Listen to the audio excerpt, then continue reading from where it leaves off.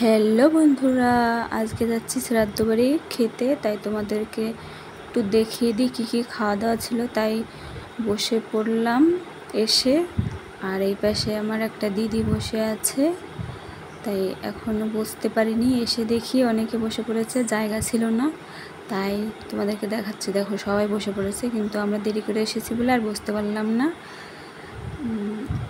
তাই এখন দেখছি পাশে উঠে গেছে, তাই আমরা যে বসলাম। আর দেখো মেনু কার্ডে তোমাদেরকে দেখাচ্ছি কী কী দিয়েছে।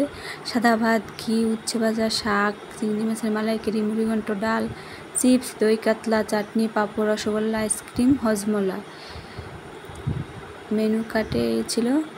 আর থালা দিয়ে দিচ্ছে। এবার ভাত দিয়ে দিল।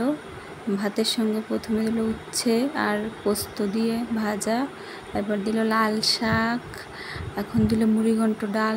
তাই আমি খেয়ে নিচ্ছি। উচ্ছে ভাজা খাওয়া হয়ে গেছে আগে। আর দেখো ডালের সঙ্গে লেবু হলে আর একটু পাঁপড় হলে কিন্তু পুরো জমে ক্ষীর, খেয়ে কিন্তু সেই রকম স্বাদ লাগলো। এখন দিল দই কাতলা। মাছটা খুব নরম ছিল আর খেতেও খুব ভালো লাগছিল ঝোলটা। আর আমি তাই চটকি চটকি ভাত খেয়ে নিচ্ছি। আমার থালা পুরো সাফ বলে আমাকে আবারও একটা মাছ দিয়ে গেল, তাই আবারও ভাত দিল। তাই সুন্দর করে খেয়ে নিচ্ছি মেখে থেকে। এবার দিল চিংড়ি মাছের মালাইকারি। চিংড়ি মাছগুলো ছোট ছোট ছিল, কিন্তু আমি ভেবেছিলাম যে বড় চিংড়ি মাছ দেবে, কিন্তু না, ছোট ছোট চিংড়ি মাছ দিয়েছে। আমার খাওয়াও শেষ। আর এবার চাটনি দিয়ে গেল, পাঁপড় দিয়ে গেছে, এবার মিষ্টিও দিয়ে গেল, আর এই আইসক্রিম দিয়ে গেল। আর হজমোলা নিয়ে আমি খেয়ে দিয়ে বাড়ি হাঁটা দিলাম।